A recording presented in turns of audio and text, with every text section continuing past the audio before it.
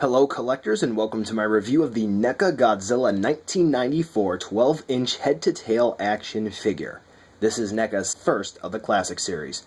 With many Heisei Godzillas on the market, many are burning to know if this is worth the effort to get. So, let's take a look and see whether or not it's worth adding into your collection. To begin, the sculpt and paint details are somewhat odd for this version of Godzilla. Instead of the typical, say, craggy skin of Godzilla, this one appears to have scales somewhat like a normal lizard. Also, despite being named Godzilla 1994, the facial details seem to say otherwise. Taking a look head-on, you can see that it does not truly resemble the suit from vs. Space Godzilla. Instead, it seems like a combination of all of the Heisei Godzilla suits in one. For a generic Heisei Godzilla, it's not really too bad, but the likeness for that particular design, it barely passes. Also of note, the paint for the eyes is a bit uneven.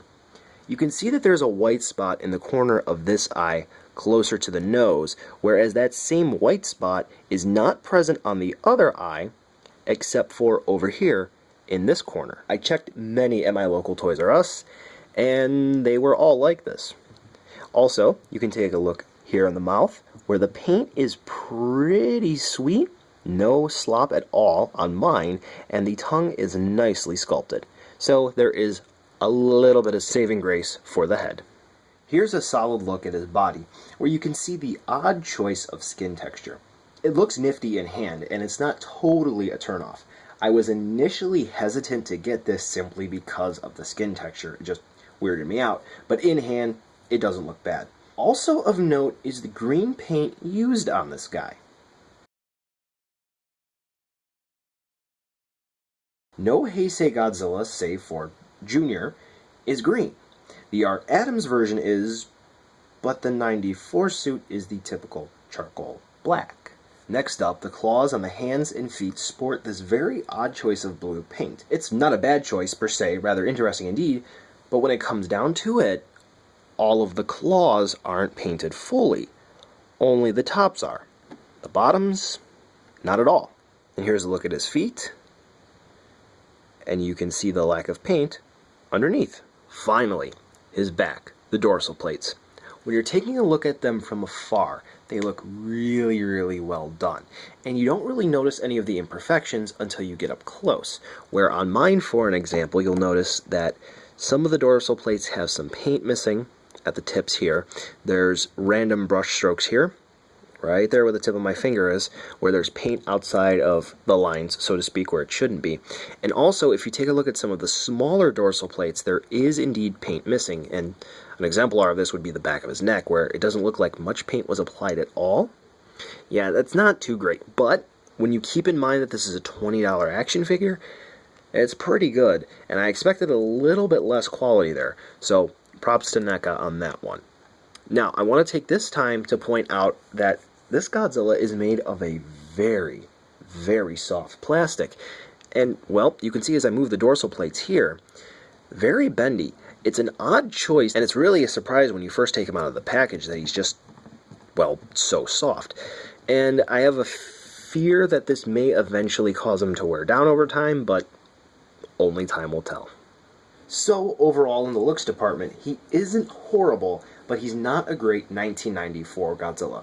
Instead, akin to the Bandai Japan vinyl, he makes a pretty good generic Heisei Godzilla, and he's pretty cheap too. For that price point, you can't really expect super duper realistic, artistic quality to it. Though this Godzilla does unfortunately lack in the looks department, it does make up for it in a big way in the articulation department. To begin with the articulation, with the jaw, it moves up and down on a basic hinge. Well, effectively it's a hinge. And it's a little difficult to move because of the soft plastic, preventing a nice, strong connection with the joint. But you just gotta put a little effort behind it, and it will move freely. There's no restriction there at all. Now, the neck articulation, it's a bit weird, because the head is attached on a ball joint, so you get lots of movement there. A little restricted, because this portion of the neck here, let me pop the head off, it actually acts like a sleeve to block you from seeing this ball joint. It's basically a barbell joint. You get 2 points of articulation there. So you're going to be able to get a lot of movement from the ball joint in the body of Godzilla by the neck, and also from the head. So that's pretty nifty. The shoulders are attached on a ball joint to the body, so you get lots of rotation there, what have you. It's pretty nice. Now, the bicep swivel is in fact a swivel, but it's also a hinge. There's a swivel hinge combo there. So you're going to be able to get a lot of movement there, and effectively, it's like a ball joint. Now, that same sort of joint is found in the elbow. As you can see here, the joint is basically duplicated. So you're going to be able to get the swivel motion and the hinge motion independently of each other if you should so choose.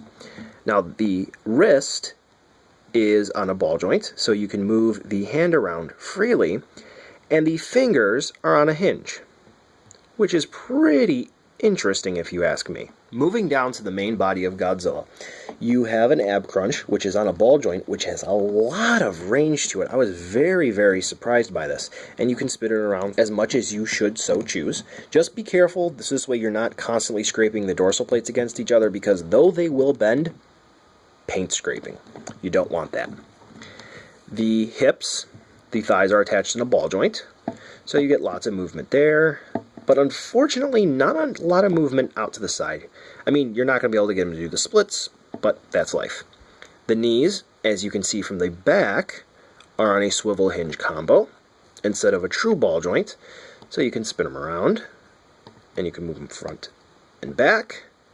And the feet are attached to the ankle on ball joints. Unfortunately, you're not going to get a ton of ankle rocker movement out of them because, well, they're kind of stumpy, but it's pretty good articulation for the lower half of the body. Last up is the tail.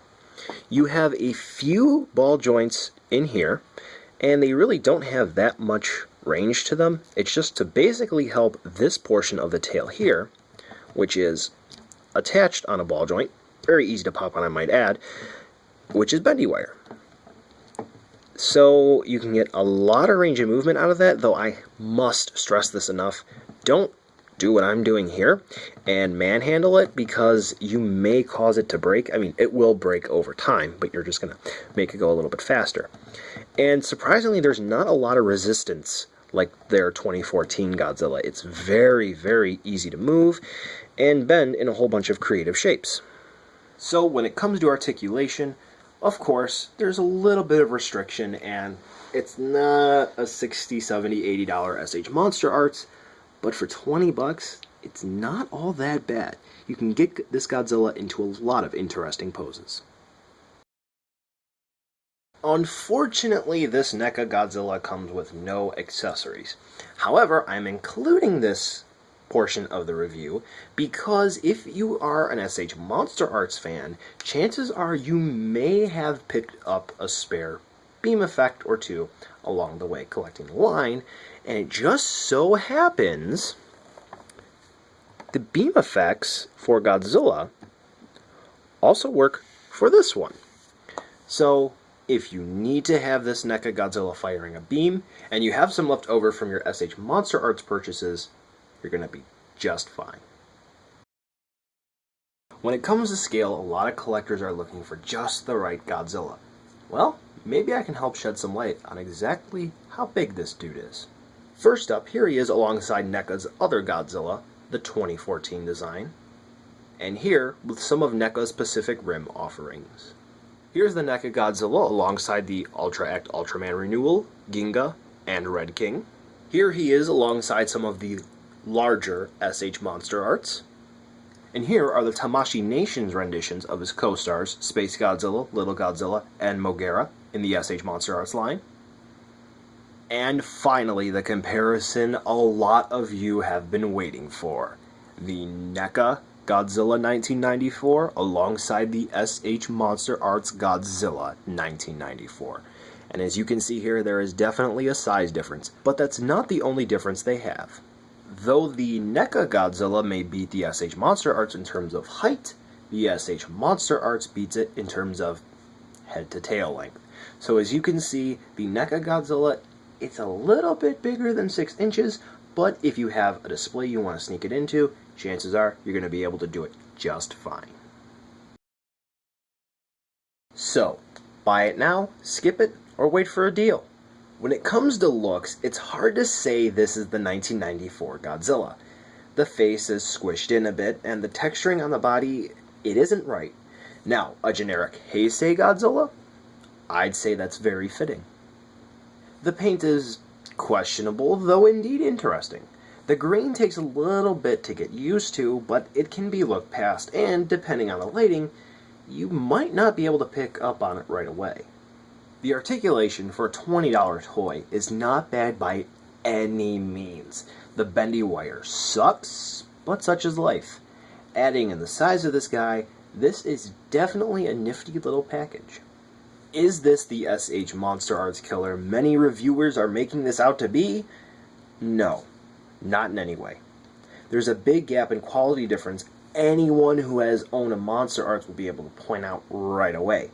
However, the key point here, keep in mind, the key point here is the fact this is an affordable, super articulated Godzilla figure for those on a budget. At least that's where it's aimed at. This isn't a bad figure at the end of the day. It's fun as hell to mess around with, but don't let the current hype surrounding this guy make him appear to be more than he actually is.